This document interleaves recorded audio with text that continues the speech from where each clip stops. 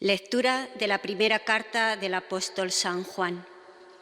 Queridos hermanos, cuanto pidamos lo recibimos de Él, porque guardamos sus mandamientos y hacemos lo que le agrada.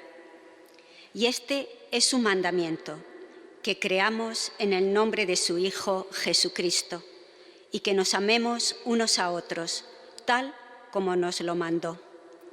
Quien guarda sus mandamientos permanece en Dios y Dios en él. En esto conocemos que permanece en nosotros por el Espíritu que nos dio.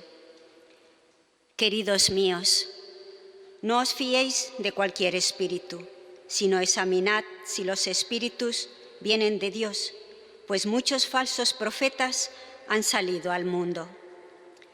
En esto podréis conocer el Espíritu de Dios. Todo espíritu que confiesa a Jesucristo venido en carne es de Dios, y todo espíritu que no confiesa a Jesús no es de Dios, es del anticristo, el cual habéis oído que iba a venir. Pues bien, ya está en el mundo. Vosotros, hijos míos, sois de Dios y lo habéis vencido. Pues el que está en vosotros es más que el que está en el mundo. Ellos son del mundo, por eso hablan según el mundo, y el mundo los escucha. Nosotros somos de Dios.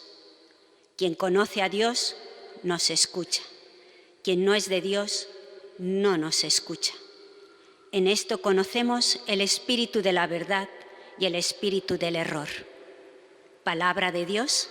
Te alabamos, Señor. Te daré en herencia las naciones. Te daré en herencia las naciones. Voy a proclamar el decreto del Señor. Él me ha dicho, tú eres mi hijo, yo te he engendrado hoy. Pídemelo. Te daré en herencia las naciones y en posesión los confines de la tierra. Te daré en herencia las naciones. Y ahora, reyes, sed sensatos. Escarmentad los que regís la tierra. Servid al Señor con temor. Rendidle homenaje temblando. Te daré en herencia las naciones. Aleluya, aleluya, aleluya. Jesús proclamaba el Evangelio del Reino y curaba toda dolencia del pueblo. Aleluya, aleluya, aleluya.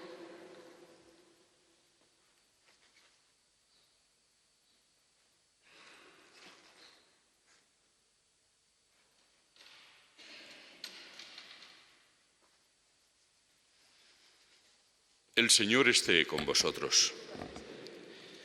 Lectura del Santo Evangelio según San Mateo.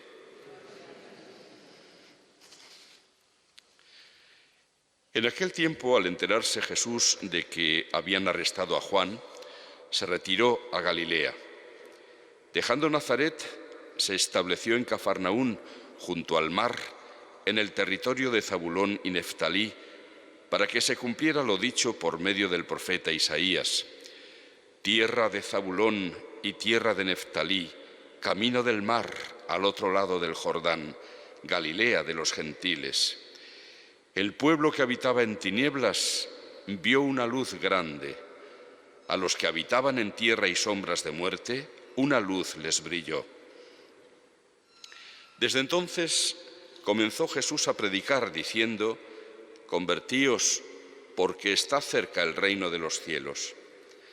Jesús recorría toda Galilea enseñando en sus sinagogas, proclamando el Evangelio del reino y curando toda enfermedad y toda dolencia en el pueblo. Su fama se extendió por toda Siria y le traían todos los enfermos aquejados de toda clase de enfermedades y dolores, endemoniados, lunáticos y paralíticos, y él los curó. Y lo seguían multitudes venidas de Galilea, Decápolis, Jerusalén, Judea y Transjordania. Palabra del Señor.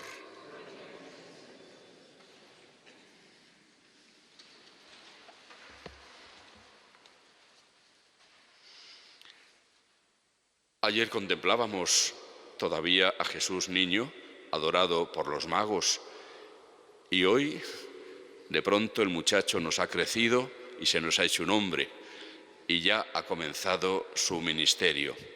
Y es que en esta segunda parte del tiempo de Navidad, que concluirá el domingo, como decía,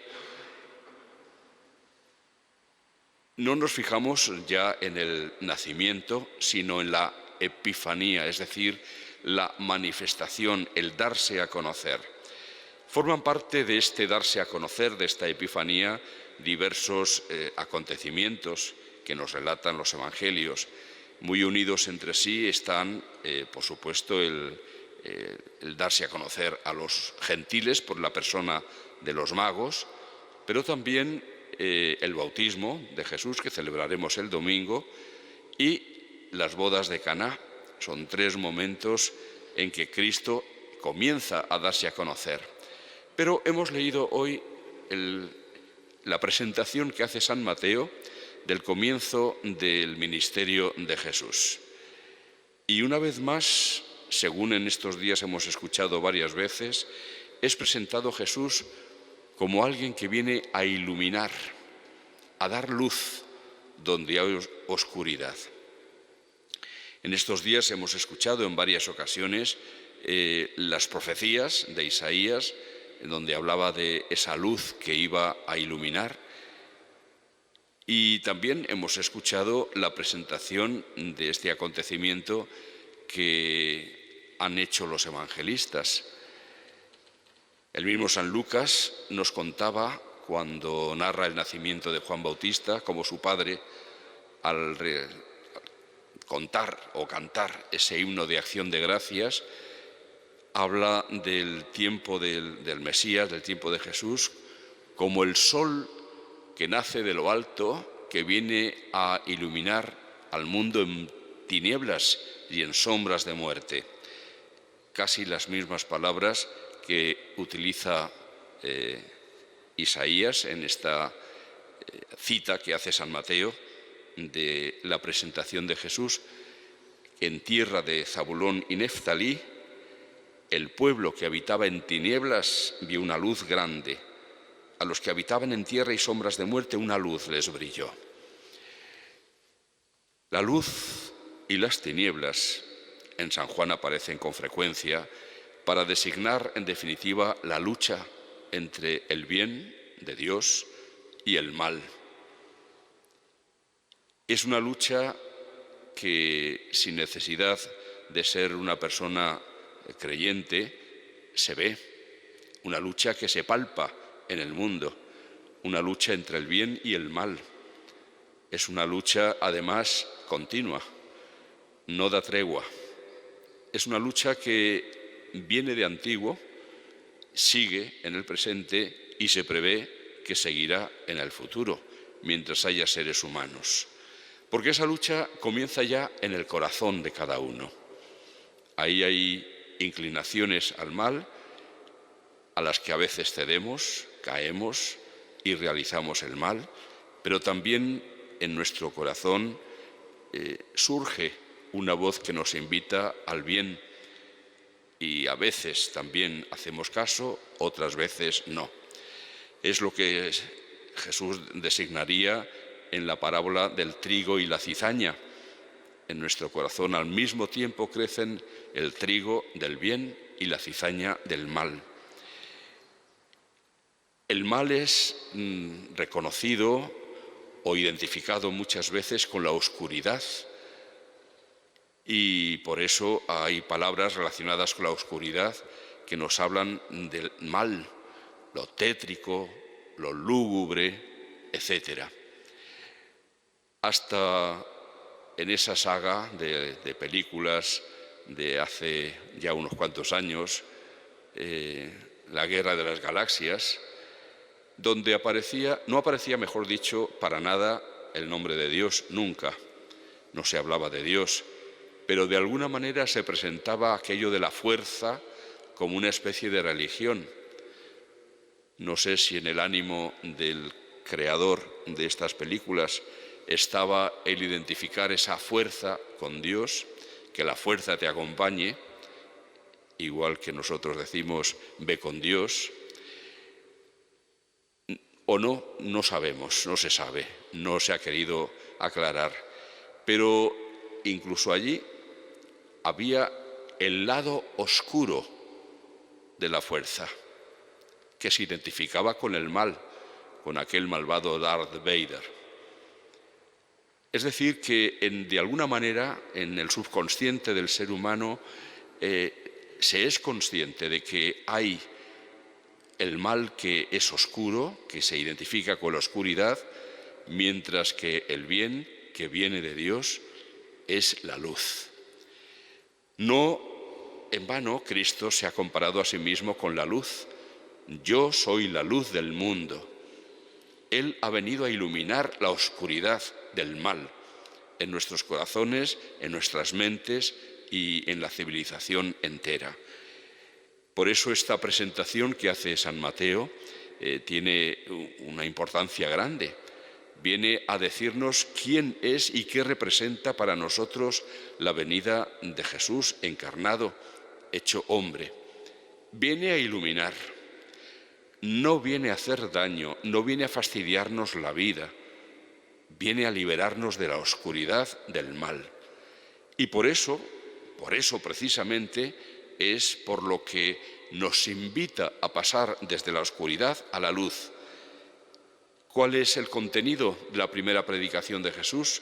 Convertíos, porque está cerca el reino de Dios. Es decir, luchad, arrancad todo eso que hay de mal en vosotros, toda la oscuridad, y dejaos convertir al bien y la luz, que es la que ilumina las vidas y la sociedad entera. Está cerca el reino de Dios, ese reino o reinado de Dios en los corazones de quienes libremente se dejan guiar por Él, se someten a Él.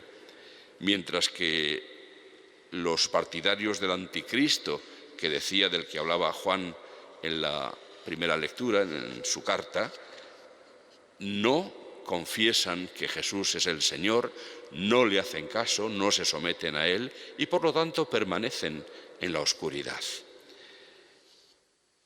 La importancia de la venida de Cristo es enorme, pero también posiblemente nosotros, que vemos comprometido todo nuestro presente y nuestro futuro en esa lucha que se nos invita a sostener y a la que nos resistimos, se resiste con todas sus fuerzas nuestro ser, habría que, como hicieron los judíos de tiempo de Jesús, pedirle, danos una prueba para que nos fiemos de ti. Y Jesús la da. Hemos escuchado cómo, a continuación de esta invitación a la conversión y aceptar el reino de Dios que está cerca, Jesús da signos de por qué merece la pena confiar en Él. Y nos habla de todas las curaciones que realizaba. También el dolor, de alguna manera, está identificado con la oscuridad y con el mal. Ciertamente, el libro del Génesis nos presenta el mal del mundo como fruto del pecado, de la desobediencia a Dios. O sea, el mal físico, de alguna manera, es producto del mal moral. Está relacionado y muy relacionado. Y por eso se nos invita al arrepentimiento y a la conversión. La luz de Dios quiere brillar también hoy en nuestros corazones. Tenemos la prueba que daba Jesús y todavía tenemos alguna más importante, su resurrección. La luminosa resurrección, el vencer la oscuridad de la muerte. Cristo ha venido para ser nuestro bien, no a fastidiarnos la vida como algunos, no sé por qué, piensan o entienden. Ciertamente nos llama por un camino estrecho, a seguirle por el camino de la negación de nosotros mismos y de la cruz, pero porque eso es absolutamente necesario para conseguir un bien mayor. De la misma manera que hace falta quemarse los codos estudiando y fastidiándose para poder conseguir aprobar una oposición, por ejemplo, o hace falta machacarse en los gimnasios para poder ganar una medalla de oro en las Olimpiadas. Todo lo que realmente es bueno exige esfuerzo y exige renuncias. El mismo hecho de vivir nos está pidiendo renuncias todos los días, porque tenemos que elegir. Y al elegir, al tener que elegir, se dejan a un lado unas opciones mientras se elige la que se considera la mejor. Y por lo tanto, siempre tendremos que renunciar a algo. Eso es evidente y es normal. Renunciemos a lo peor. Renunciemos a lo que es oscuridad. Renunciemos a lo que es el mal. Y pidamos al Señor que nos ayude, guiados por su luz, a elegir siempre el bien.